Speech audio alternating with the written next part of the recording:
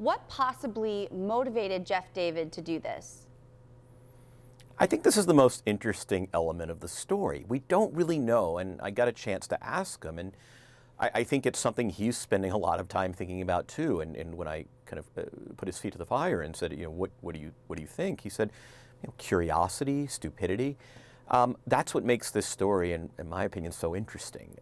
I think there are a couple of different theories that could prevail. I mean, one is that when you start reporting a story like this, you just realize that even though Jeff David was the chief revenue officer of a team making hundreds and thousands of dollars a year, the NBA that you and I know today is so awash in wealth.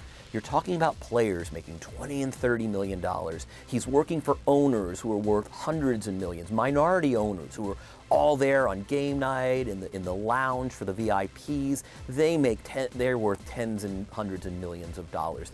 They arrive on planes or in $100,000 sports cars.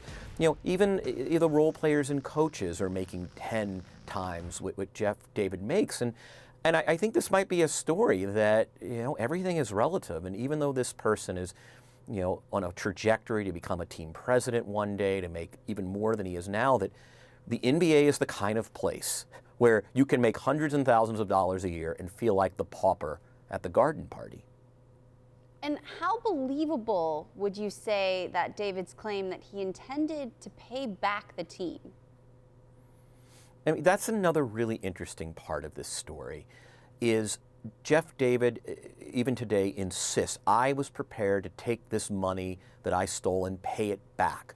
Once I went through these real estate transactions and profits were made, I was going to replenish the parties that I stole from with the original principal. And he describes a scheme where, starting in 2026, when the Kings would be receiving less from their sponsors than they expected, he was prepared to set up an entity where he would funnel in the shortfall between the money the Kings were expecting, the money they would get, so as nobody would suspect it. He was going to orchestrate deals with the Kings down the road, no matter where he was, whether he was the chief revenue officer in Miami, which was his new job, or somewhere else, that he would manage to orchestrate transactions and sponsorship deals that were intended to sort of, make the Kings whole of the millions that he stole from them. So you talk to the U.S. attorneys, as I did. You talk to other team presidents around the NBA, who are very familiar with the business of sponsorship, and they'll tell you, hey, it just doesn't wash. Yet,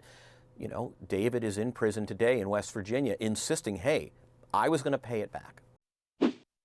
Thanks for watching ESPN on YouTube. For more sports highlights and analysis, be sure to download the ESPN app. And for live streaming sports and premium content, subscribe to ESPN Plus.